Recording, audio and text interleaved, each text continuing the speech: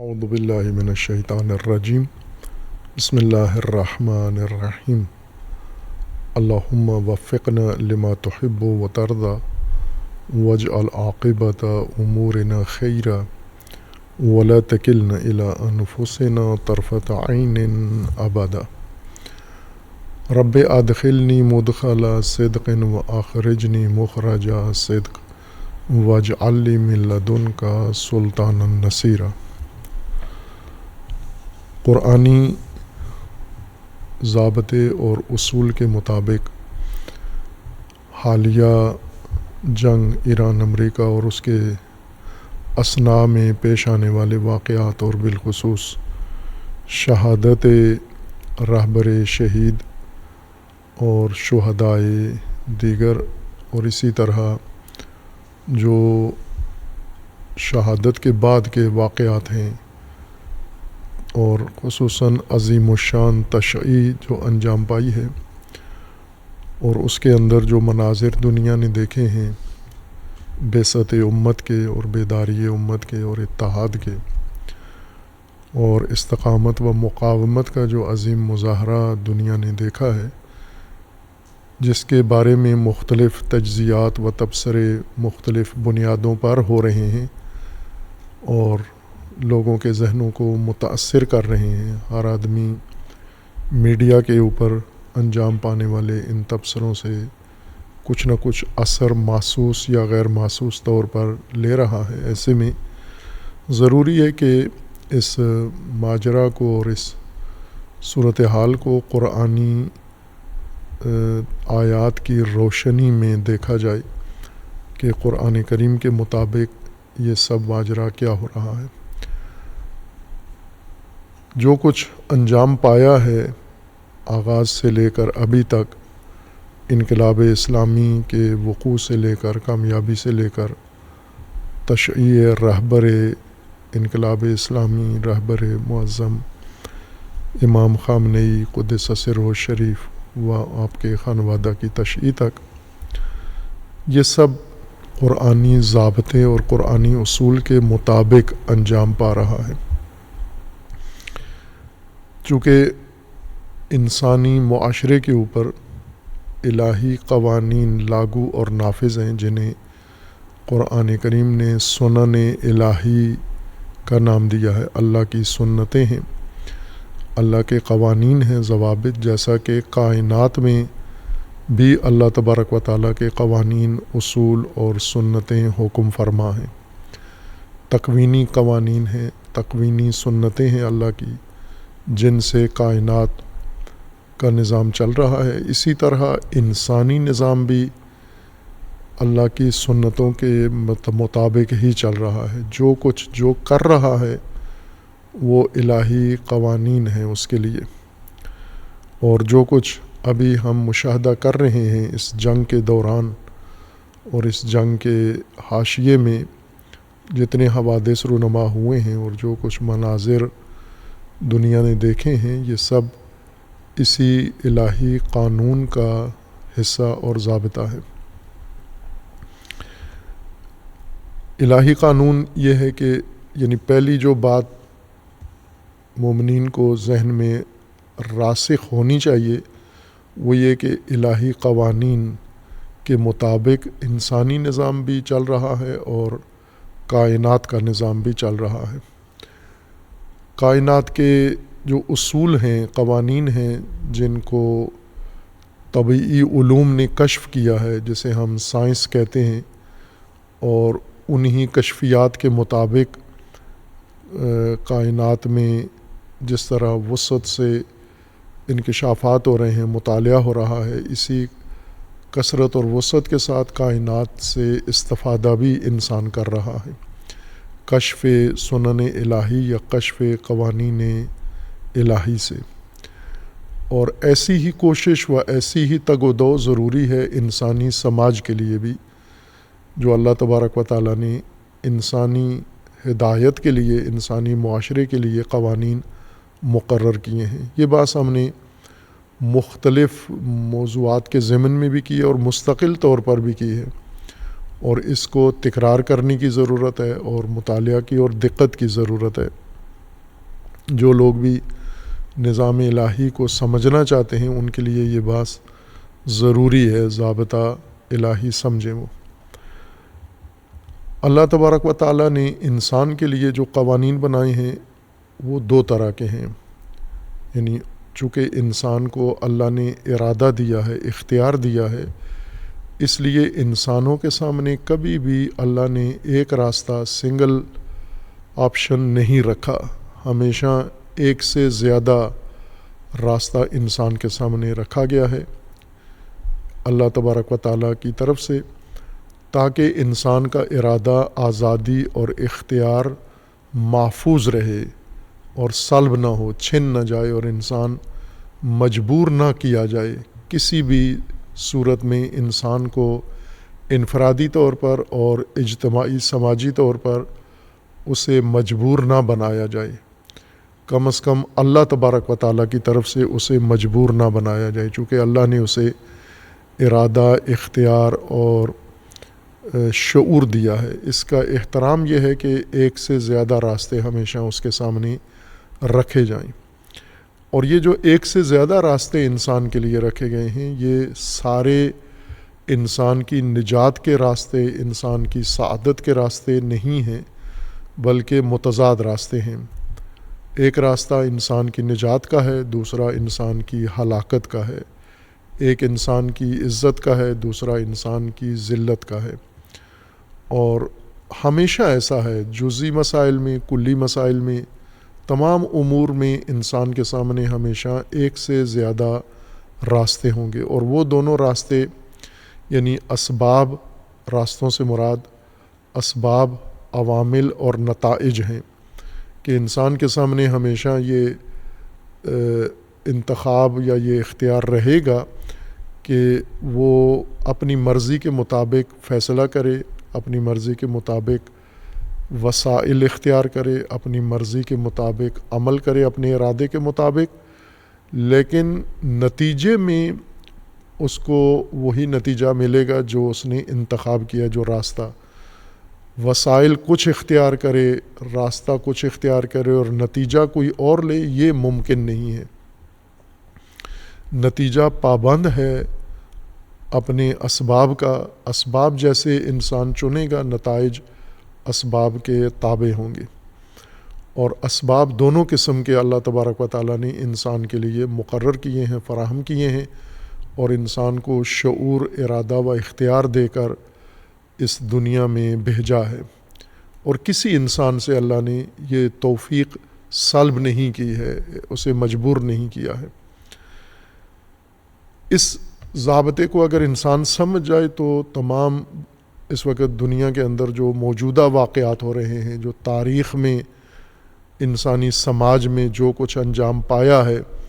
خواہ وہ صحیح ہوا ہے یا غلط ہوا ہے، وہ اسی ضابطے کے اندر ہے۔ اگر ظلم ہوا ہے تو اسی ضابطے کے مطابق ہے، اور اگر عدل ہوا ہے تو وہ بھی اسی ضابطے کے مطابق ہے، حق قائم ہوا ہے تو بھی اس ضابطے کے مطابق ہے، حق پائمال ہوا ہے تو بھی اسی ضابطے کے مطابق سب کچھ ہوا ہے۔ یعنی انسان کے سامنے ہر موقع پر دو راستے تھے، ایک ظلم کا راستہ، ایک عدل کا، اور انسان نے اگر ظلم کا راستہ چنا ہے تو نتیجہ بھی اس کو وہی دنیا میں و آخرت میں ملے گا۔ یہ وہ اصول ہے جس کو ہمیں انسانی سماج کو قرآنی تناظر میں سمجھنے کے لیے مد نظر رکھنا ہوگا، اور آج جو کچھ ہو رہا ہے، جو ہوا ہے، جس کے اوپر پوری دنیا کی توجہ ہے اور تجزیے و تحلیل جس کے ہو رہے ہیں، وہ بھی اسی ضابطے کے مطابق ہے۔ اس قانون کے مطابق ان زمین کی آبادی میں ایک بڑی جمعیت مسلمین کی ہے، جسے امت مسلمہ کہا جاتا ہے، مسلمان کلمہ گو، جو رسول اللہ صلی اللہ علیہ وآلہ وسلم کی نبوت پر، آپ کی دعوت پر، آپ کی خاتمیت پر اور آپ کی لائی ہوئی کتاب پر اور شریعت پر اعتقاد رکھتے ہیں، ایمان رکھتے ہیں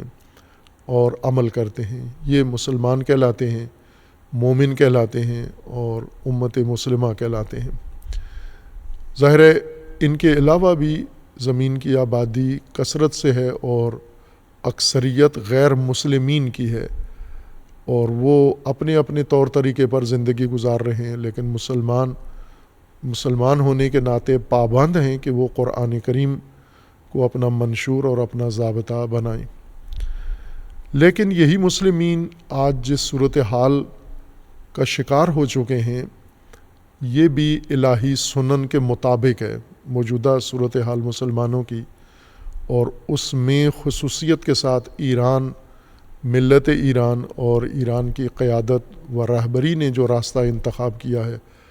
تمام باقی مسلمانوں سے ہٹ کر، یہ بھی الہی قوانین اور سنن کے مطابق ہے۔ عام مسلمانوں نے جو راستہ اختیار کیا ہے، اور یہ آج کا نہیں ہے، صدیوں پہلے سے یہ راستہ ان کے سامنے کھولا گیا اور انہوں نے یہ راستہ اختیار کیا ہے، اور وہ ہے ظلم کے مقابلے میں تسلیم رہنا، استکباریت کے مقابلے میں تسلیم رہنا،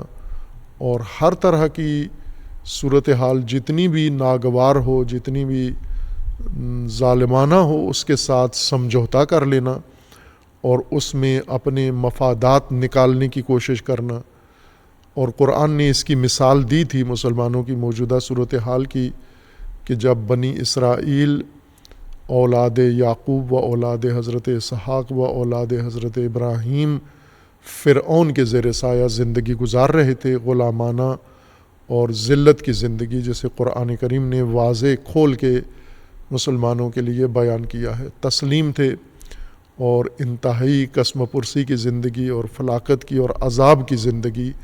گزار رہے تھے۔ قرآن کریم کی تعبیر کے مطابق کہ وَإِذْ نَجَّيْنَاكُمْ مِنْ آلِ فِرْعَوْنَ، فرعون کی آل اور حکومت سے اور نظام سے ہم نے آپ کو نجات دی، اسے آپ یاد کریں کہ جب وہ آپ کو یسومونکم سوء العذاب یذبحون ابناءکم ویستحیون نساءکم وفی ذالکم بلاء من ربکم عظیم۔ یہ قرآن کا نقشہ ہے بنی اسرائیل کے بارے میں کہ اتنی زندگی، سخت زندگی، عذاب کی زندگی، ذلت کی زندگی، خاری کی زندگی، محکومی کی زندگی گزار رہے تھے، اور مسلمانوں کو یہ تذکرہ بنی اسرائیل کا سنایا گیا کہ جن وجوہات کی بنیاد پر بنی اسرائیل جو سیادت اور عزت اور قیادت حضرت یوسف کے زمانے میں انہیں نصیب ہوئی تھی، اس سے تنزل کیا، اسے گرے اور انہیں زوال ہوا، اور وہ ذلت و غلامی کی حد تک جا پہنچے، اور پھر اللہ تعالیٰ نے انہیں حضرت موسیٰ کے ذریعے نجات دی اور آزادی دلائی، لیکن اس کے باوجود بھی آثار غلامی اور محکومی کے ان کے اندر اتنے شدید تھے کہ موسیٰ علیہ السلام کی اطاعت نہیں کرتے تھے اور گوسالہ و سامری کو ترجیح دیتے تھے موسیٰ علیہ السلام پر، اور پھر اللہ تعالیٰ نے ان کی توبیخ بھی کی، ان کی سرزنش بھی کی، ان کی مذمت بھی کی، اور عبرت کے لیے یہ سارا ماجرا مسلمانوں کی ہدایت کی کتاب یعنی قرآن میں درج فرما دیا ہے۔ لیکن مسلمانوں نے اس واقعہ سے عبرت حاصل نہیں کی۔ مسلمانوں کو سیادت و قیادت و عزت رسول اللہ صلی اللہ علیہ وآلہ وسلم کے توسط سے حاصل ہوئی، لیکن بہت جلدی مسلمانوں نے یہ عزت و سیادت و قیادت اپنے ہاتھ سے کھو دی، اور پھر تدریجاً صدیوں سے انہوں نے زوال کا راستہ اختیار کیا، اور آج اس ذلت و زوال کے لیے ایک بہت ہی تکلیف دہ منظر پیش کر رہے ہیں۔ ایسے میں انقلاب اسلامی رونما ہوتا ہے ایران میں، اور امام راحل نے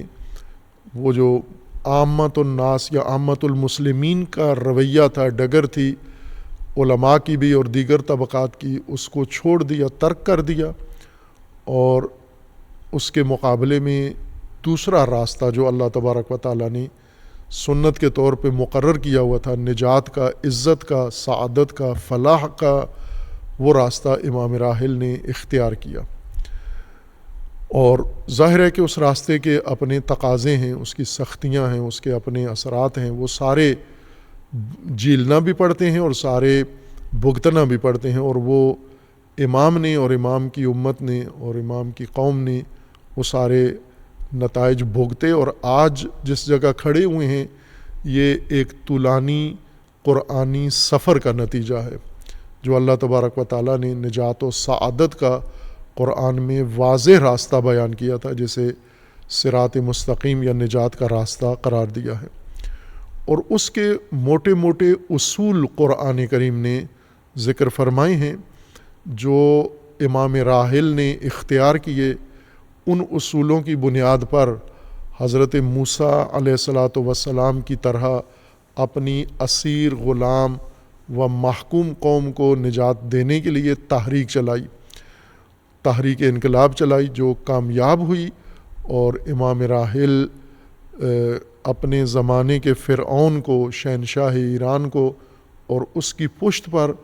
امریکہ کو، اس شیطان اکبر کو شکست دینے میں کامیاب ہو گئے، اور ملت ایران کو آزادی عطا کی، جو ساری دنیا نے دیکھی 1979 میں۔ ایک 15 سالہ بہت ہی تکلیف دہ تحریک، جس کے اندر بڑی مشقتیں اور زحمتیں اور شہادتیں اور بہت کچھ سختیاں تھیں، وہ ساری جھیل کر رہبر نے بھی اور امت نے بھی بالآخر یہ کامیابی حاصل کی۔ اور وہ راستہ جو امام نے اختیار کیا تھا وہ مکمل طور پر قرآنی راستہ تھا، اس میں غیر قرآنی کوئی چیز نہیں تھی۔ امام راحل کا مکتب امام خمینی رحمۃ اللہ علیہ جو ہے تو واضح ہے بہت، لیکن اس ٹیکنالوجی کی دنیا میں، میڈیا کی دنیا میں، فرقہ واریت کی دنیا میں، سیاست بازی کی دنیا میں، مفاد پرستی کی دنیا میں وہ مکتب اس طرح سے کھلا نہیں، لوگوں تک نہیں پہنچا، اور خصوصاً پاکستان کے اندر اس مکتب کی تشریح جیسی ہونا چاہیے تھی وہ نہیں ہوئی۔ اس میں ظاہر ہے علماء بھی ذمہ دار ہیں، اس میں انقلابی جو طبقات تھے وہ بھی ذمہ دار ہیں، اور اس میں خود ایران کے اندر جو انقلابی رہنما ہیں اور انقلابی علماء ہیں وہ بھی ذمہ دار ہیں کہ یہ مکتب امام خمینی کا یا انقلاب کا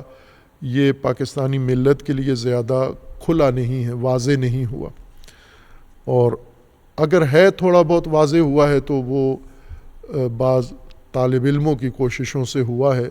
جس میں اللہ تبارک و تعالیٰ نے ہمیں بھی توفیق دی، اور ہم نے اپنی حد تک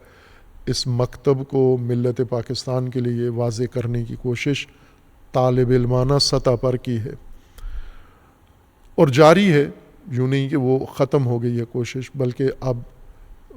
اس مکتب کے لیے آمادگی پہلے سے زیادہ بڑھ گئی ہے۔ پہلے مکتب امام خمینی پاکستان کے مختلف طبقات کو، حتیٰ شیعہ کو سمجھانا بھی دشوار ہوتا تھا، اس کے سامنے مزاحمت کرتے تھے، اس کا انکار کرتے تھے، اور اس سے دور ہوتے تھے، اسے سمجھنے کے لیے تیار نہیں تھے، لیکن آج آمادہ ہیں اس راہ کو اور اس مکتب کو سمجھنے کے لیے۔ یہ مکتب 100% قرآنی مکتب تھا۔ امام راحل نے جو انقلاب کا راستہ اختیار کیا اور پھر انقلاب کی کامیابی ہوئی، اور انقلاب کے بعد جو الہی نظام قائم کیا، یہ مکمل طور پر قرآنی اصولوں پر قائم ہے اور قرآنی اصولوں پر مبتنی ہے، کہ جس کی تائید ہمیں سنت سے بھی ملتی ہے اور جس کی تائید ہمیں تاریخ سے بھی ملتی ہے۔ انبیاء کرام علیہ السلام اور ائمہ ہدیٰ علیہ السلام کی سیرت سے بھی اس قرآنی مکتب کی تائید ملتی ہے ہمیں، اور واضح تائید ملتی ہے۔ بنیادی طور پر یہ قرآنی ہی راستہ ہے، اور اس کو ہم نے بارہا بیان کیا ہے، جن اصولوں پر امام نے قیام کیا۔ اور امام علیہ السلام قرآن کریم سے استدلال جس چیز کا کرتے تھے، جس بنیاد پر امام نے انقلاب کا آغاز کیا، تحریک چلائی، وہ قرآن کریم کی آیہ کریمہ معروف کہ اللہ تبارک و تعالیٰ کا فرمانا ہے، انما اعظکم بواحدہ ان تقوموا للہ مثنی و فرادا۔ اللہ تبارک و تعالیٰ کا یہ فرمانا ہے کہ اللہ کی طرف سے آپ کو حکم ہے، فرمان ہے، اللہ کی ایک نصیحت ہے، ایک ہی وعظ ہے اللہ کا، اور وہ یہ ہے کہ آپ اللہ کے لیے قیام کرو، اکیلے ہو تو بھی قیام کرو، 2 ہو تو بھی قیام کرو، اور اگر 2 سے زیادہ ہو تو بھی قیام کرو، انفرادی طور پر بھی اور اجتماعی طور پر بھی قیام کرو، اللہ کے لیے قیام کرو۔ اس آیہ کریمہ کا جو تفسیر و ترجمہ کیا گیا وہ قیام عبادی ہے، یعنی نماز قائم کرو اور اللہ کے لیے تہجد پڑھو اور اللہ کے لیے نوافل پڑھو اور اللہ کے لیے واجب یومیہ نمازیں پڑھو۔ لیکن امام راحل نے فرمایا کہ اس میں کوئی قید نہیں ہے، بلکہ یہ قیام مطلق ہے۔ اللہ کے لیے قیام کرو، کھڑے ہو اللہ کے لیے۔ قیام کا مطلب اللہ کے لیے کھڑا ہونا ہے، میدان میں آ جاؤ، الہی اصولوں کو قائم کرنے کے لیے، اقامت دین کے لیے قیام کرو اور اقامت عدالت کے لیے قیام کرو، جو اللہ تبارک و تعالیٰ نے انبیاء کرام علیہ السلام کی بعثت کا مقصد قرار دیا ہے۔ قرآن کریم میں اللہ تبارک و تعالیٰ نے فرمایا کہ میں نے انبیاء اس لیے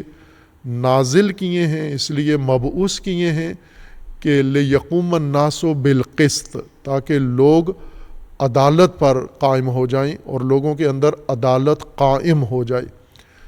یقوم الناس بالقسط، لوگ قسط و عدل کے ساتھ قائم ہو جائے، ایک معاشرہ قائم ہو جائے جس میں عدل و انصاف ہو، الہی معیاروں پر، الہی پیمانے پر اس میں عدل و انصاف ہو۔ اور اسی طرح متعدد آیات قرآن کریم کی ہیں جن سے امام راحل نے استفادہ کیا اور اپنی قوم کو تیار کیا، اپنے ساتھیوں کو تیار کیا، اور وہ آمادہ ہوئے، ان قرآنی مبانی کو انہوں نے سمجھا، اور پھر جو سیرت معصومین علیہ السلام سے جس کی تائید تھی، عملی تائید بھی تھی، جیسے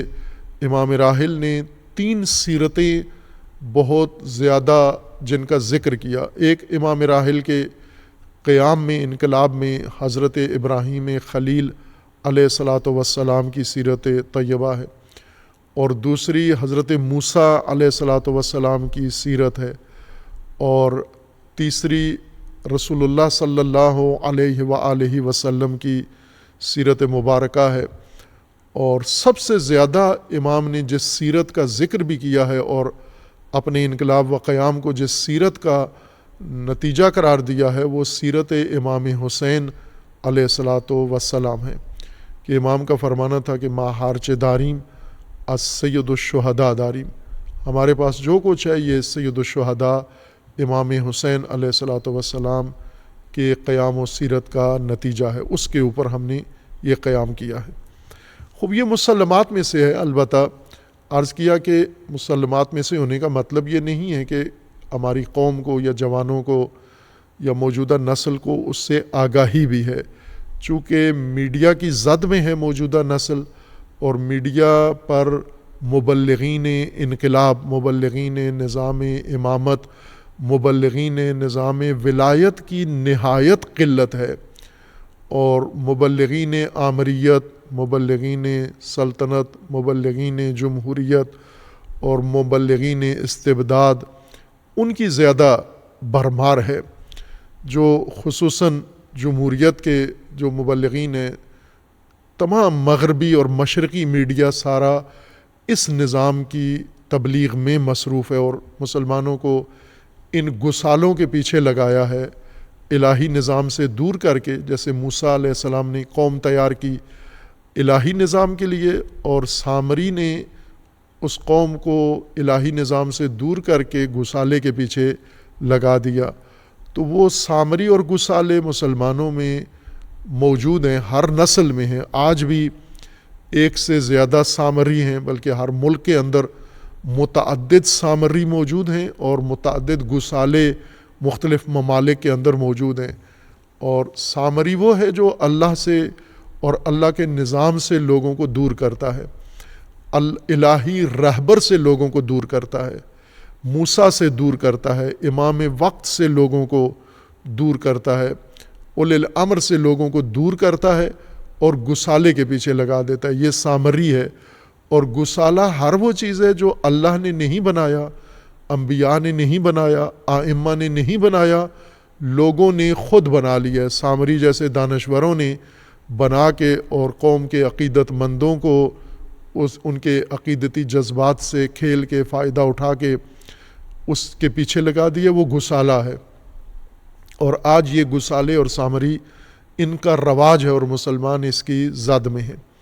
لیکن امام راحل نے اسی سامریت اور گسالہ پرستی کے زمانے میں مسلمانوں کو آگاہ کیا، بیدار کیا اور قرآنی اصول اپنائے اور بیان کیے۔ اور یہ بات جیسا عرض کیا کہ مکتب امام خمینی کامل طور پر قرآنی مکتب ہے، مدلل ہے آیات قرآن سے، اور 20 آیات اس مکتب کی تائید میں اور اس مکتب کی حمایت میں موجود ہیں یا اس کی بنیاد میں موجود ہیں۔ اور یہ مکتب پھر امام سے آگے بڑھا اور آ گیا امام کے جانشین، امام کے وصی اور امام شہید تک یہ پہنچ گیا، اور امام شہید نے اس کو تکمیل کیا، کامل کیا۔ جو راستہ امام راحل نے آغاز کیا تھا قرآنی اصولوں اور قرآنی مبانی کا، وہ امام شہید نے زیادہ پختہ تر ہو کر، زیادہ تسلط کے ساتھ، زیادہ مہارت کے ساتھ اس راستے کو مستحکم کیا، مضبوط کیا، اور نظام کو مشکلات کے باوجود، چونکہ امام راحل کی مشکلات تھوڑی تھیں، مشکلات تھیں، شدید مشکلات تھیں جن سے امام راحل نے عبور کیا، لیکن امام شہید کی مشکلات کہیں زیادہ تھیں، کئی گنا زیادہ تھیں، اور امام شہید نے عزم راسخ کر کے، اللہ پر توکل کر کے اس قرآنی راستے اور قرآنی نظام کو آگے بڑھایا اور اپنی شہادت سے اس کو تکمیل کر کے انشورڈ کر دیا، بیمہ کر دیا ہے کہ دشمن جس کو مٹانے آیا تھا، اب دشمن خود مٹنے کے قریب جا پہنچا ہے۔ اس نظام کو سمجھنے کی ضرورت ہے، خصوصاً ملت پاکستان کو، شیعہ کو، پاکستان کے شیعہ کو، پاکستان کے سنی کو، پاکستان کے سیکولر کو، پاکستان کے ہر طبقے کو، تعلیم یافتہ طبقہ ہو، مذہبی طبقہ ہو یا کوئی بھی سماجی عنوان ان کا ہو، ان سب کے لیے لازم ہے کہ وہ اس مکتب کو سمجھیں جس نے آج آپ کی آنکھوں کے سامنے اتنا عظیم حماسہ خلق کیا ہے، اور ایک سپر طاقت کو جس کی شکست کا کوئی سوچ نہیں سکتا تھا، جس کا رعب تھا، دبدبا تھا، جس کے ایک دہشت طاری تھی پوری دنیا کے اوپر، اس کو ذلت کے ساتھ اس کو شکست دی ہے، تذلیل کی ہے اس کی، اور اس کے سامنے ڈٹے ہوئے اور قائم ہیں۔ ظاہر ہے ساری دنیا آج اس مکتب کا مطالعہ کرے گی اور کر رہی ہے، اور ہمیں اپنے حصے کا کرنا ہے اور کروانا ہے اپنی ملت کے لیے، چونکہ ملت میڈیا کی زد میں ہے، اور میڈیا ایک بہتے ہوئے دریا کی طرح، ایک سیلابی ریلے کی طرح ہے، جس میں ہر آن ایک نیا ریلا ایک نئے ملبے کے ساتھ آتا ہے اور گزر جاتا ہے۔ اس لیے یہ جو واقعیت ہے جو آج رونما ہوئی ہے، یہ میڈیا کی حد تک اگر دیکھیں گے تو جلدی ہی نیا حادثہ، نیا بیانیہ، نیا مطلب، نئی کوئی رویداد آئے گی اور لوگ اس کی طرف متوجہ ہو جائیں گے اور اس موضوع سے ذہنی طور پر دور ہو جائیں گے۔ لیکن یہ مبلغین کا کام ہے کہ لوگوں کو دور نہ ہونے دیں، اس کو زندہ رکھیں، اس کو احیاء رکھیں، اس کو قائم رکھیں، اور اس کو لوگوں کی توجہ کا مرکز رکھیں، اس سے ہٹنے نہ دیں توجہ۔ اور کر سکتے ہیں یہ کام، مبلغین کر سکتے ہیں، فرصتیں بہت زیادہ ہیں، ابھی بھی ہیں اور بعد میں بھی ہوں گی۔ یہی مجالس، محرم الحرام کی مجالس سب سے زیادہ موزوں موقع و فرصت مجالس اعضاء ہیں۔ آگے 40 آنے والا ہے، 40 مرکزی جو کربلا، نجف اور کربلا میں مشی کی صورت میں انجام پاتا ہے، اور میڈیا کے اوپر 40 کو ایک کوریج توجہ ملتی ہے، اور تمام دنیا میں مجالس و عزا و جلوس 40 کے برپا ہوتے ہیں۔ یہ سب سے مناسب موقع ہے کہ اس مکتب کربلا کو، کربلا کی یادگار مجالس میں، کربلا کی یاد میں ہونے والی مجالس میں اس کو موضوع بنائیں خطبہ۔ لیکن یہ تدریجاً ہوگا۔ جو بابصیرت علماء ہیں، ظاہر تاجر طبقے سے یہ توقع نہیں کی جا سکتی، تاجر طبقے نے کبھی بھی کربلا مجلس اعضاء میں بیان نہیں کی، مقصد امام حسین علیہ السلام کا بیان نہیں کیا، بلکہ تاجر طبقے نے ہمیشہ عوام پسند باتیں کی ہیں اور مقصد امام حسین سے لوگوں کو دور کیا ہے، ناآشنا کیا ہے۔ تاجروں سے درخواست بھی نہیں ہے، تاجر یہ کام کریں گے بھی نہیں، لیکن علماء و وہ ذاکرین یا شعراء جو تجارت کی بنیاد پر مجلس امام حسین میں شرکت نہیں کرتے، وہ یہ کام کریں۔ اور آج ضرورت ہے، آج نہیں کرو گے تو اللہ تبارک و تعالیٰ کے نزدیک آپ سے پوچھا جائے گا، سوال پوچھا جائے گا کہ آپ نے یہ فرصت کیوں ضائع کی، جب کربلا کی حقیقت سمجھنے کے لیے میں نے موقع فراہم کیا تھا آپ کو، شہادت امام شہید کے ذریعے جو موقع آپ کو ملا، تشییع امام شہید کے ذریعے جو موقع آپ کو ملا، دنیا ساری آپ کو سننے کے لیے طالب تھی، متوجہ تھی، آپ نے یہ موقع کیوں ضائع کیا؟ اس دن سے ڈریں اور خوف کریں اور یہ مکتب اور یہ حقیقت لوگوں کے سامنے کھول کر بیان کریں۔ ایک پہلا ضابطہ جو انقلاب کی بنیاد بنا، امام راحل کے قیام کی بنیاد بنا، امام شہید کے جو 37 سالہ دور قیادت ہے اور امام شہید نے جس قرآنی ضابطے کو بنیاد بنایا، وہ یہ کہ اس کائنات پر اللہ کی تدبیر حکم فرما ہے، اور تدبیر الہی پر امام راحل کا راسخ ایمان تھا اور امام شہید کا بھی راسخ ایمان تھا۔ اور وہ یہ ضابطہ ہے جو قرآن کریم میں اللہ تبارک و تعالیٰ نے سورہ مبارکہ بقرہ میں، آخر سورہ مبارکہ بقرہ میں بیان کیا ہے۔ رسول اللہ صلی اللہ علیہ وآلہ وسلم کی کامیابی کا راز گویا قرآن کریم نے ذکر فرمایا ہے، اور وہ یہ ہے کہ رسول اللہ صلی اللہ علیہ وآلہ وسلم کا ایمان تھا اس پر جو اللہ نے ان پر نازل کیا ہے، اس پر رسول اللہ کا ایمان تھا، کہ یہ وہ راز ہے جو آج علماء کرام کو اس کی طرف توجہ کرنے کی ضرورت ہے۔ سورہ مبارکہ بقرہ میں آیا 285 میں آخری آیت سے پہلے والی آیت میں اللہ تبارک و تعالیٰ نے یہ حقیقت بیان کی ہے، اور وہی جو رسول اللہ صلی اللہ علیہ وآلہ وسلم کی کامیابی کا راز قرآن نے ذکر کیا سورہ بقرہ کے آخر میں، امام راحل اور امام شہید کی کامیابی کا راز بھی اسی کے اندر ہے، اور وہ ہے آمن الرسول بما انزل الیہ من ربہ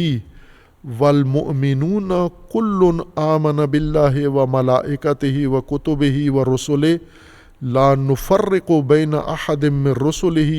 وقالوا سمعنا واطعنا غفرانک ربنا والیک المصیر۔ اس آیہ کریمہ میں اللہ تبارک و تعالیٰ کا فرمانا ہے کہ رسول کا ایمان ہے، آمن الرسول بما انزل الیہ من ربہ، جو کچھ اللہ نے رسول پر نازل کیا ہے رسول اللہ کا اس پر ایمان ہے۔ ایمان جو تشریح لوگوں کے ذہنوں میں بیٹھی ہوئی ہے، ایمان سب کو یہ لفظ مانوس ہے، ہر بچے، عورت، بوڑھے، مرد، مسلم، غیر مسلم، سب ایمان کا لفظ سنا ہوا ہے، لیکن ایمان کا معنی و مفہوم ذہنوں میں واضح نہیں ہے، ابہام ہے۔ ایمان کس کو کہتے ہیں، اس کی تشریح میں عموماً علماء بھی تحیر کا شکار ہو جاتے ہیں اور تذبذب کا شکار ہوتے ہیں، اور کافی ان کو مشکل پیش آتی ہے۔ ایمان بلکہ بڑے محقق علماء کو بھی اگر ہم دیکھیں تو وہ ایمان کی تشریح میں تکلفات میں پڑ جاتے ہیں۔ شہید مطہری رحمۃ اللہ علیہ نے سب سے بہتر ایمان کی تفسیر و تشریح کی ہے، اور پھر ایمان اور ایمان سے مشابہ امور کے درمیان فرق بیان کیا، جیسے ایمان اور علم میں شہید مطہری نے بہت خوبصورت بحث کی ہے۔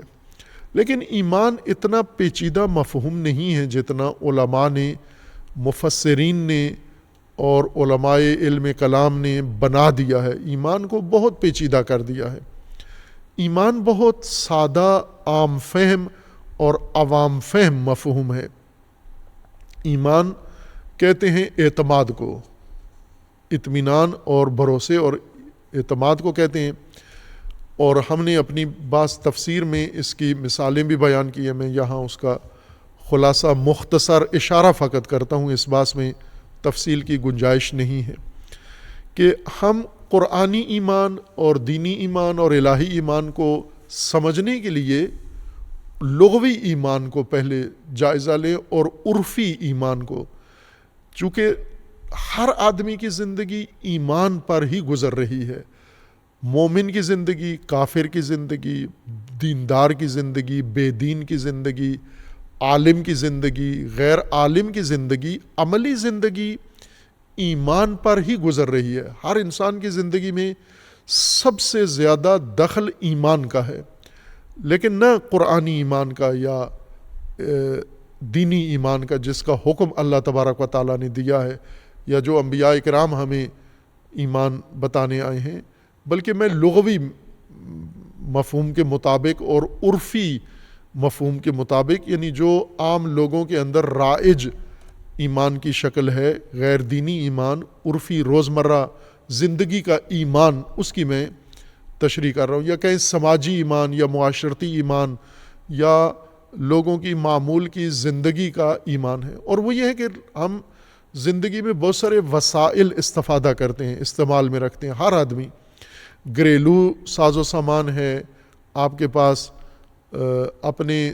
پیشے کے لحاظ سے وسائل ہیں، آپ کے اختیار میں ہیں، اور آئے دن آپ یہ چیزیں تجدید بھی کرتے رہتے ہیں، یعنی جو وسیلے آپ نے خریدے ہیں ان سے بہتر خریدتے ہیں، جیسے گاڑیاں آپ کے پاس ہیں، موٹر سائیکل آپ کے پاس ہیں، گھریلو ساز و سامان آپ کے پاس ہے، سفر کے وسیلے آپ کے پاس ہیں، مواصلاتی وسیلے آپ کے پاس ہیں، موبائل آپ کے پاس ہیں، کمپیوٹر آپ کے پاس ہیں، اور اسی طرح الیکٹرک اور الیکٹرانک اشیاء جو مارکیٹوں سے، بازاروں سے آپ جا کے خریدتے ہیں۔ اسی مثال سے ہم ایمان کو سمجھتے ہیں۔ ایمان کیا ہوتا ہے؟ ہم جب کوئی چیز ضرورت پڑتی ہے اور ہم بازار میں جاتے ہیں وہ چیز خریدنے کے لیے، تو اس قسم کی چیزیں کئی کمپنیوں کے کئی برانڈ وہاں پڑے ہوتے ہیں، اور ہم ان میں سے اپنی معلومات، اپنے تجربے،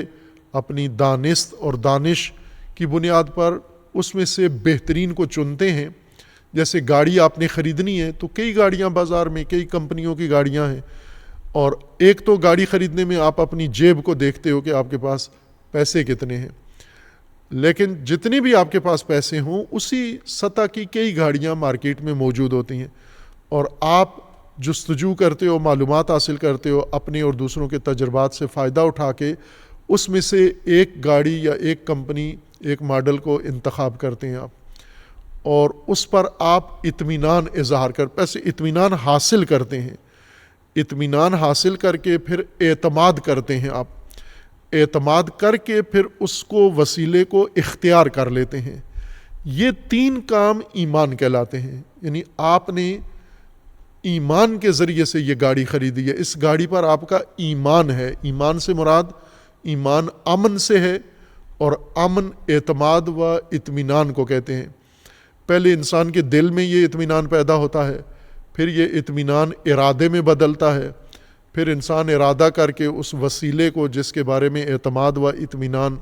حاصل ہوا ہے اس کو اختیار کر کے کام میں اور استعمال میں لے آتا ہے۔ یعنی اطمینان، اعتماد کر کے، اختیار کر کے استعمال میں لانا، یہ ایمان کہلاتا ہے۔ یہ لغوی طور پر ایمان ہے، اور آپ دیکھیں کہ آپ کی زندگیوں میں اسی کا سب سے اہم کردار ہے کہ آپ وسائل زندگی خریدتے ہیں، استعمال میں لاتے ہیں، استعمال میں لانے سے پہلے ان کو اختیار کرتے ہیں، اختیار کرنے سے پہلے ان پر اعتماد کرتے ہیں، اور اعتماد سے پہلے ان پر اطمینان حاصل کرتے ہیں۔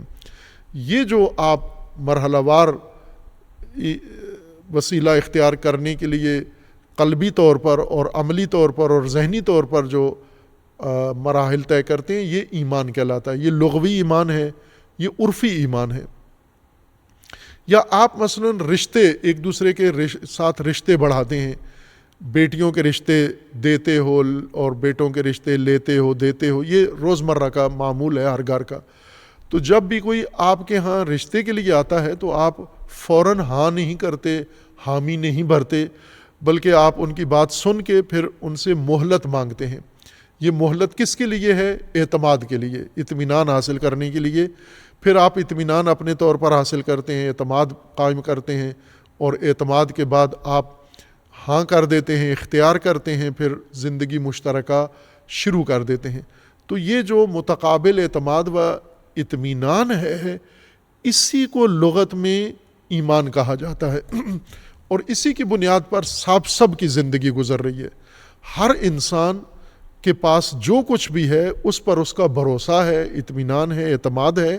اور یہی ایمان ہے۔ چونکہ انسان کو زندگی کے لیے مختلف مادی اور معنوی امور کی ضرورت ہوتی ہے۔ آپ اپنے بچوں کو اسکولوں میں داخل کراتے ہو، پہلے اسکول کے بارے میں اطمینان حاصل کرتے ہو، اعتماد حاصل کرتے ہو، پھر وہاں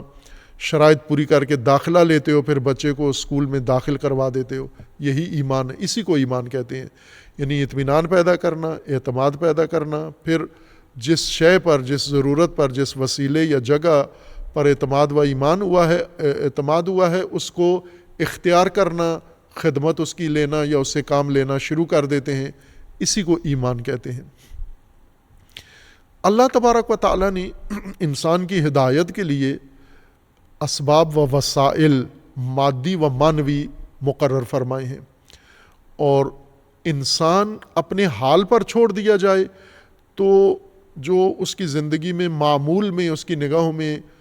وسائل آتے ہیں تو انہیں تو اختیار کرتا ہے، اسباب کو دیکھا دیکھی دوسرے لوگ کون سا سبب اختیار کرتے ہیں میں بھی وہی اختیار کروں، لیکن وہ ضروری نہیں ہے کہ انسان کی نجات کے لیے بھی ہوں، ممکن ہے نہ ہوں، کہ زیادہ تر نہیں ہوتے دیکھا دیکھی انسان جو اعتماد کرتا ہے جن چیزوں کے اوپر۔ اس لیے اللہ تبارک و تعالیٰ نے خصوصی اہتمام کے ساتھ وحی کے ذریعے، نبیوں کے ذریعے، انبیاء کے ذریعے، ائمہ کے ذریعے وہ حقائق جو انسان کی زندگی کی بنیاد ہیں، جن پر انسان کو اپنی زندگی میں اعتماد کرنا ہے، اطمینان کرنا ہے، اور ان کو اپنی زندگی میں اختیار کرنا ہے، اور اپنی زندگی ان اسباب کے حوالے کرنی ہے، اور ان اسباب سے رہنمائی لینی ہے، ان سارے حقائق کو ماننا، اطمینان و اعتماد کرنا اور اپنانا، یہ ایمان کہلاتا ہے۔ رسول اللہ صلی اللہ علیہ وآلہ وسلم جس معاشرے میں مبعوث ہوئے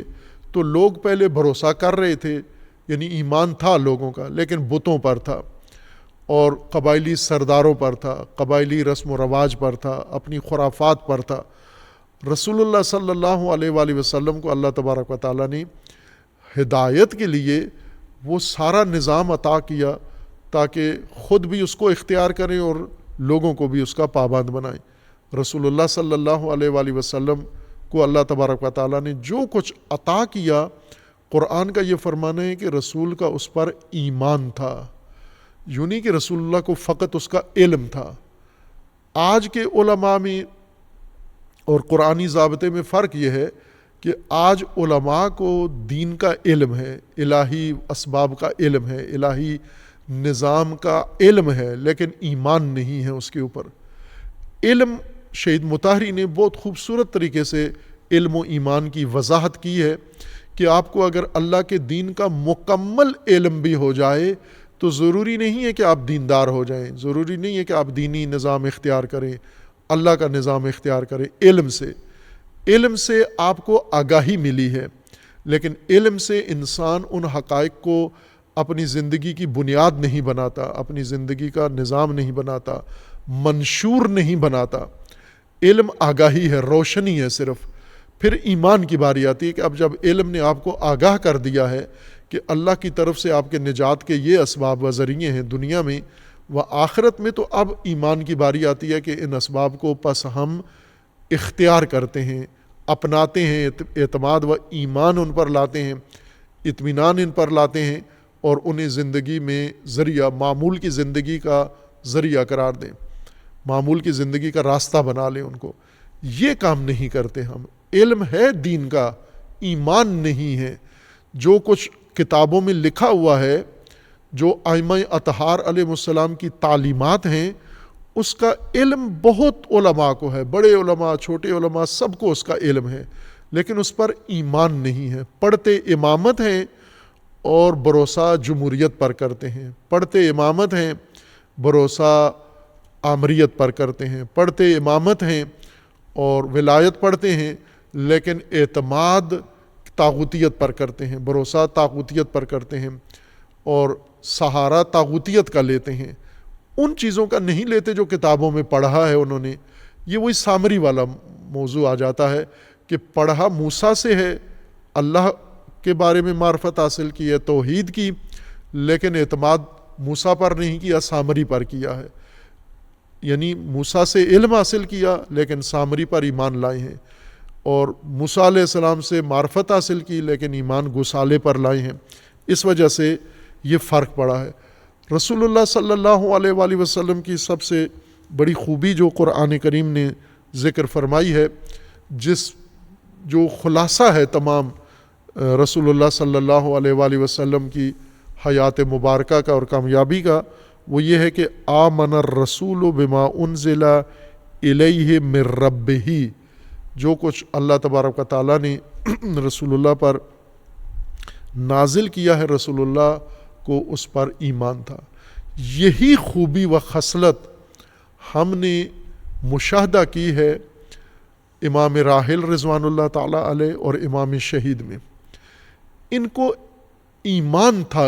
امام خمینی کو ایمان تھا قرآن پر، اہل البیت پر، امام حسین علیہ السلام پر، ایمان واقعی، جو ایمان جس کا قرآن نے ذکر کیا کہ رسول اللہ کو ایمان حاصل تھا، اور ایمان تھا ما انزل اللہ پر۔ اس ما انزل اللہ پر امام خمینی کو بھی ایمان تھا، اسی لیے اس کو انتخاب کیا، اسی لیے کسی متبادل کی طرف نہیں گئے۔ یعنی امام کے زمانے میں اور امام سے پہلے علماء جس ڈگر پر جا رہے تھے، امام نے اس کو اختیار نہیں کیا، بلکہ امام نے قرآنی راستہ اختیار کیا،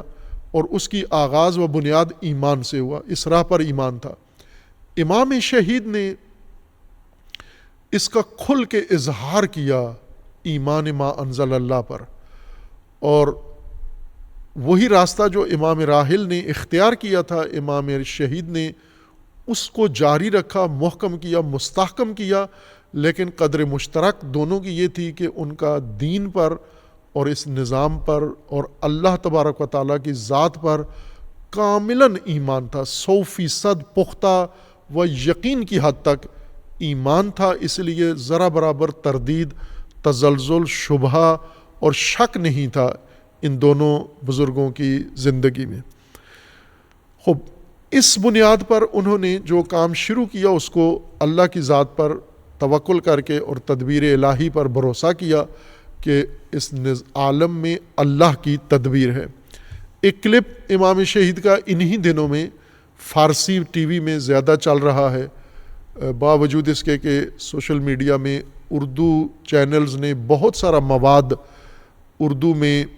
ترجمہ کر کے اے آئی کی مدد سے یا جس طرح بھی اردو زبانوں کے لیے بہت سارا مواد منتقل کیا ہے، لیکن یہ جملہ میری نظر سے نہیں گزرا، چونکہ میں زیادہ سوشل میڈیا نہیں دیکھتا اور نہیں دیکھ پاتا، اس وجہ سے ہو گیا ہوگا، شاید موجود ہوگا، نہیں ہوا تو اس کو پاکستانی اور اردو زبان لوگوں کے لیے ترجمہ کر کے اس کلپ کو ذکر کیا جائے۔ امام شہید فرماتے ہیں کہ جنگ کے زمانے میں صدام نے جب جنگ شروع کی، آغاز جنگ میں جب ایران بہت کمزور تھا، جب صدام سے حملہ کروایا گیا، ایران واقعاً کمزور تھا۔ ایک تو انقلاب کی وجہ سے کہ انقلاب آیا اور شاہ کا نظام سارا درہم برہم ہو گیا، دفاعی نظام نہیں تھا، فوج نہیں تھی، متبادل فوج جو سپاہ پاسداران ہیں وہ بھی نہیں تھے، کچھ بھی نہیں تھا، اسلحہ نہیں تھا، ایران کی جنگی ٹریننگ نہیں تھی، کچھ بھی نہیں تھا، اور اسی لیے ان خبیثوں نے یہ موقع مناسب جانا کہ اسی پہلے مرحلے میں ہی جب انقلاب آیا ہے، ایران کمزور ہے، تو اس کمزور ایران کو ہم حملہ کر کے دبوچ لیتے ہیں اور قبضہ کر لیتے ہیں۔ صدام تو تہران پر قبضے کے لیے اس نے چڑھائی کی۔ یہ کمزور ترین ایران تھا، تاریخ میں اتنا ایران کمزور شاید کسی زمانے میں نہیں ہوگا جتنا انقلاب کے بعد کی صورتحال میں ایران کمزور تھا۔ اور امام شہید اس کلپ میں یہ فرماتے ہیں کہ چونکہ امام کے نمائندے تھے شورائے دفاع میں، دفاعی کونسل میں امام شہید اس وقت امام راحل کی طرف سے دفاعی نمائندے تھے امام کے اس شورا میں، اور جو فوجی افسران تھے انہوں نے صورتحال بتائی. انہوں نے کہا کہ امام کو جا کر بتا دو کہ ہماری اس وقت جو دفاعی صورتحال ہے وہ یہ ہے. انہوں نے بتایا کہ ہمارے پاس اتنے ہیلی کاپٹر ہیں، اتنے جہاز ہیں ہمارے پاس جو سپلائی کا کام کر سکتے ہیں، اور اتنے جہاز ہیں ہمارے پاس جو فائٹر طیارے ہیں، اتنے جہاز بمبار طیارے ہیں، اتنے ہیلی کاپٹر ہیں، اور کتنے اس وقت صحیح حالت میں ہیں اور کتنے ناکارہ ہیں. یہ انہوں نے رپورٹ بنا کے ایک پیپر پہ اعداد و شمار امام شہید فرماتے ہیں فوجی کمانڈروں نے مجھے دیے، اور اس کے مطابق انہوں نے لکھا تھا کہ ہمارے پاس جو موجودہ صورتحال ہے اس کے مطابق یہ جو جہاز ہمارے پاس ہیں صحیح، یہ 31 دن کے بعد ہم زیرو ہو جائیں گے، یعنی کچھ تو ہفتے بعد ہی رک جائیں گے، چونکہ ہمارے پاس فاضل پرزے جہازوں کے نہیں ہیں، ہیلی کاپٹر کے جہازوں اور ہیلی کاپٹروں کی یہ خصوصیت ہے کہ ہر پرواز میں ان کے بعض پرزے تبدیل کیے جاتے ہیں، بعض پارٹس ان کے تبدیل کیے جاتے ہیں. تو انہوں نے یہ رپورٹ پیش کی کہ ہمارے پاس چونکہ امریکن سسٹم تھا سارا، اور امریکیوں نے یہ اپنے کنٹرول میں رکھا ہوا تھا سارا نظام فاضل پرزوں کا، لہٰذا انہوں نے کہا کہ جو ابھی سٹور میں ہے اس کے مطابق اگر ہم جنگ لڑتے ہیں تو کچھ تو ہفتے بعد ہمارے جو ہیلی کاپٹر اور جہاز ہیں یہ اڑنے کے قابل نہیں ہوں گے، چونکہ ہمارے پاس فاضل پرزے ہی ان کے نہیں ہیں، اور کچھ 15 دن کے بعد زمین گیر ہو جائیں گے اور اڑنے کے قابل نہیں ہوں گے، اور تمام جنگی مشینری فضائیہ کی ہماری ایئر فورس یہ 31 دن کے بعد ساری ختم ہو جائے گی، چونکہ ہمارے پاس کسی کا کوئی اضافی فاضل پرزہ نہیں ہے، امریکہ ہمیں نہیں دے گا، باقی دنیا نہیں دیں گے، اور ہم خود بھی بنانے کے قابل نہیں ہیں. یہ بات آپ جا کر امام راحل کو بتا دیں، آپ نمائندے ہیں امام کے دفاعی امور میں، تو آپ امام کو بتا دیں کہ ہماری دفاع کی یہ صورتحال ہے. رہبر امام شہید فرماتے ہیں کہ میں خود بھی قلبی طور پر گھبرا گیا تھا، ڈر گیا تھا کہ اگر یہ صورتحال ہے تو ہم جنگ کیسے کریں گے، دفاع کیسے کریں گے ہم. جو یہ آغاز جنگ کی بات ہے جب صدام نے حملہ کیا، اور اس کے باوجود بھی کہتے ہیں میں یہ پیپر لے کے امام کے پاس چلا گیا، چونکہ نمائندہ تھا اور میرا ہی فریضہ تھا. امام کو جا کے بتایا کہ یہ جنگی کمانڈر ہیں، یہ ہمارے سارا سرمایہ جنگی ہمارا یہی لوگ ہیں، ان کا تجربہ ہے، ان کی دانش ہے، اور یہ صورتحال ہمیں ذکر کر رہے ہیں کہ جنگ کی یہ صورتحال ہے ہمارے اسلحے کی. امام نے وہ خبر سنی، پورا مجھ سے پیپر میں نے پڑھ کے سنایا اور امام کو شاید دے بھی دیا، اور سن کر امام نے ایک تبسم کیا، مسکراہٹ، اور پھر امام نے فرمایا کہ یہ کیا باتیں ہیں جو کر رہے ہیں یہ لوگ، جو انہیں جا کر کہو کہ لڑو، جنگ کرو، جا کر اللہ مدد کرے گا تمہاری، مایوس کیوں ہو گئے ہو آپ؟ اگر امریکہ فاضل پرزے نہیں دیتا، آپ کے پاس بھی نہیں ہیں، تو یوں تو نہیں کہ اللہ بھی نہیں ہے، اللہ مدد کرے گا. آپ انہیں جا کر کہو کہ جنگ کریں اور گھبرائیں نہیں. اور امام شہید فرماتے ہیں کہ اب ظاہر ہے کہ جنگی تجربہ کمانڈرز کو تھا، اور کمانڈرز کی بات رد نہیں کی جا سکتی تھی، اور دوسری طرف سے امام کا توکل و ایمان فرمایا کہ میں نے جب یہ دونوں چیزیں آپس میں موازنہ کی تو مجھے امام کے ایمان پر زیادہ اعتقاد و ایمان ہوا، اور میں نے آ کر جنگی کمانڈروں کو بتا دیا کہ امام کہہ رہے ہیں کہ آپ اس چیز کی پرواہ نہ کرو، آپ تمام وسائل کو بروئے کار لا کر دفاع کرو اور جنگ کرو،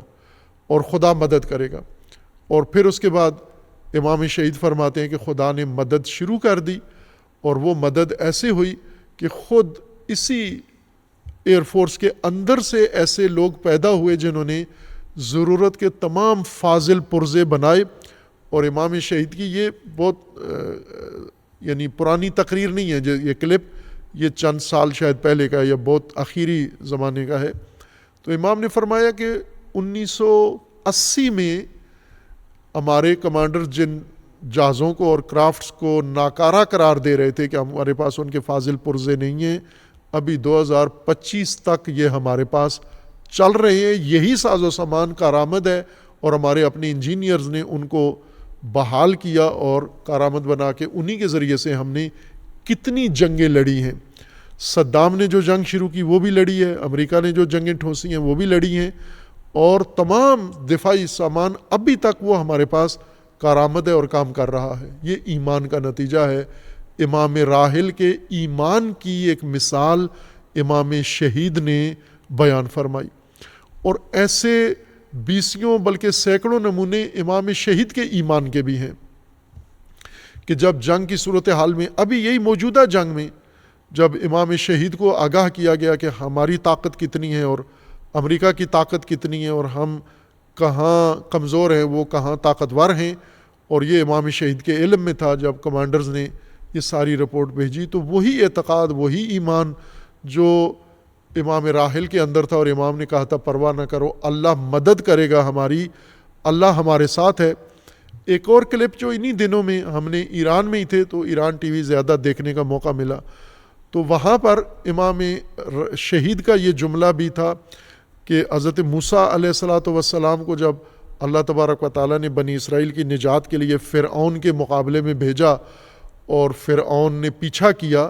تو قوم بنی اسرائیل حضرت موسیٰ کے ساتھ بحر احمر کے کنارے آ پہنچے. اب آگے سمندر تھا اور پیچھے فرعون کی فوج تھی, اور جب انہوں نے فرعون کو آتے ہوئے دیکھا تو ڈر گئے اور کہنے لگے کہ انا لمدرکون, اب پکڑے جائیں گے ہم, ابھی فرعونی آئیں گے اور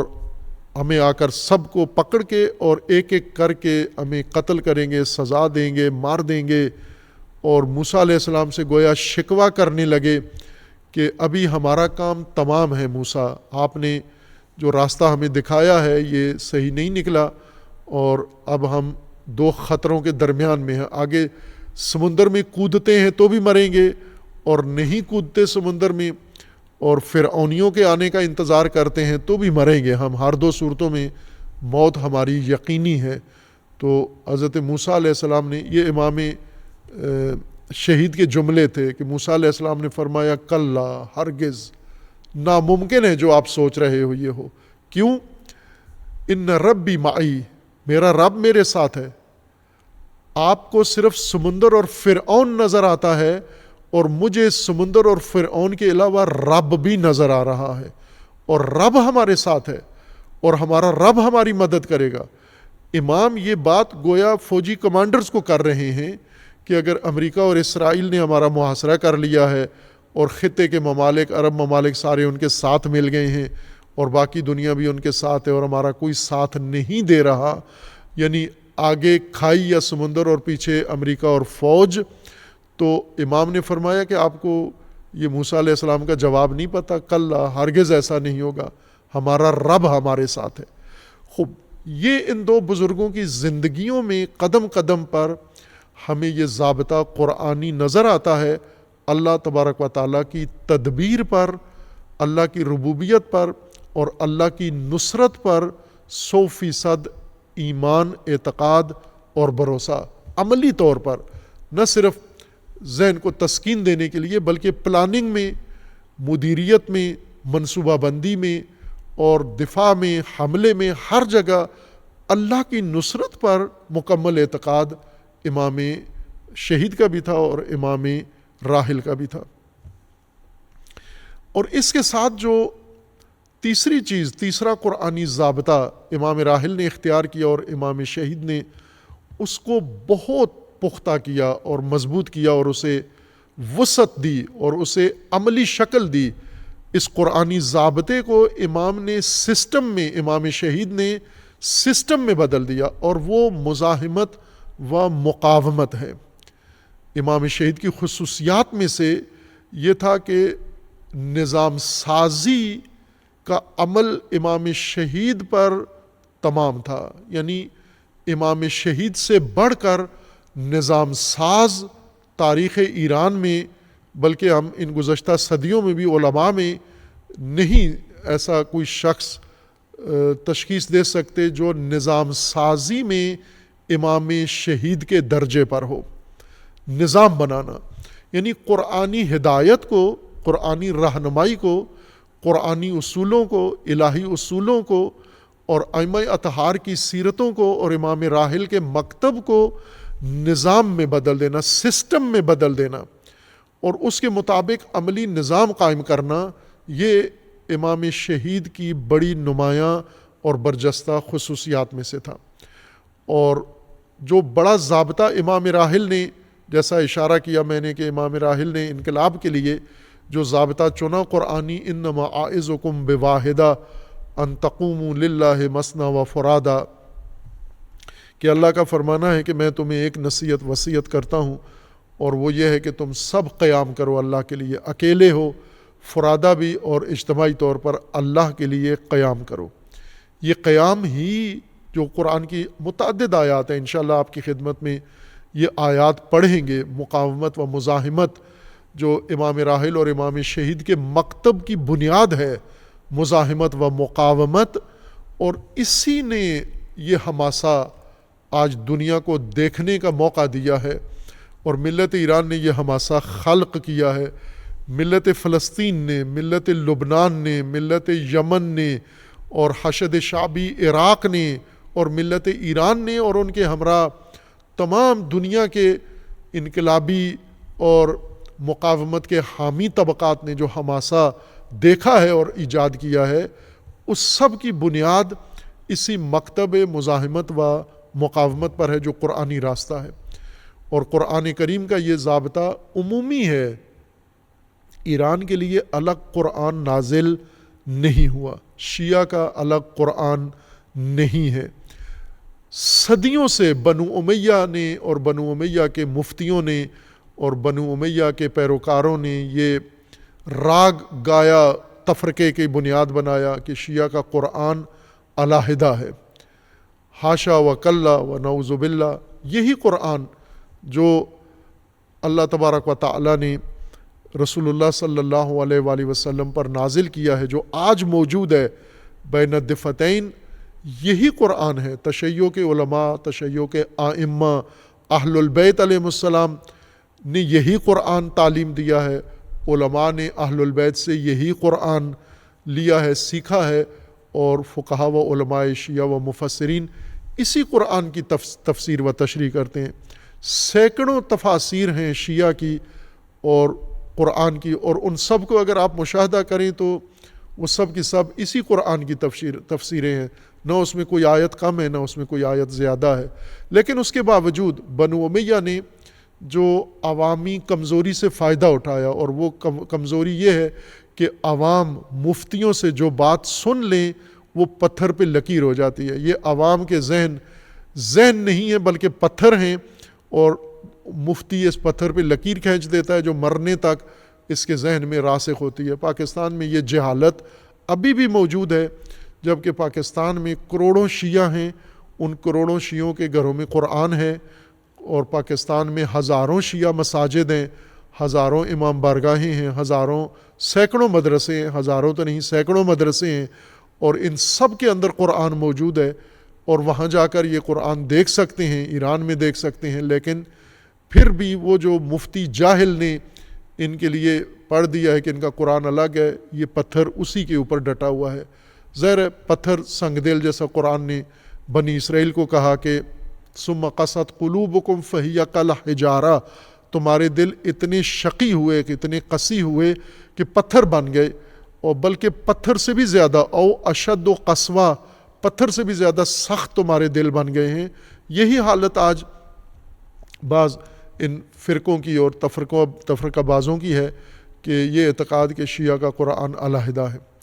خب شیعہ کا یہی قرآن ہے، اور اسی قرآن کے اندر یہ سارا مکتب موجود ہے، یہ اسی قرآن کی آیات ہے، علیحدہ قرآن نہیں ہے۔ اسی قرآن پر امام راحل کا ایمان تھا، اعتقاد تھا، اور اسی قرآن پر امام شہید کا اعتقاد و ایمان تھا، اور اسی قرآن سے یہ مکتب مقاومت و مزاحمت کا استخراج کر کے،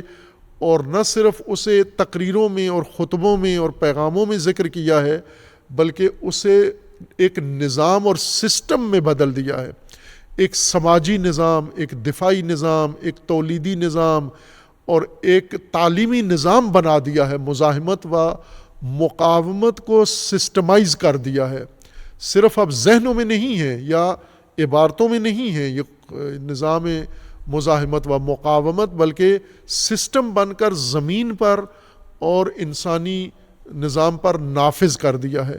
اس نظام مزاحمت کو و نظام مقاومت کو جو امام راحل نے پیش کیا اور امام شہید نے اس کو نظام کی شکل دی ہے، یہ بنیادی کلید ہے، یہ اصل کی ورڈ ہے یا کی پوائنٹ ہے جس سے ہم اس سارے حماسہ کو سمجھ سکتے ہیں، جس کی وجہ سے ہم نے دیکھا کہ انقلاب سے لے کر تشییع رہبر تک جو کچھ ہوا یہ سارا راز اس نظام کے اندر ہے، مزاحمت و مقاومت کے اندر، کہ اسے انشاءاللہ بعد میں بیان کریں گے۔ صلی اللہ علی محمد و آلہ الطیبین الطاہرین۔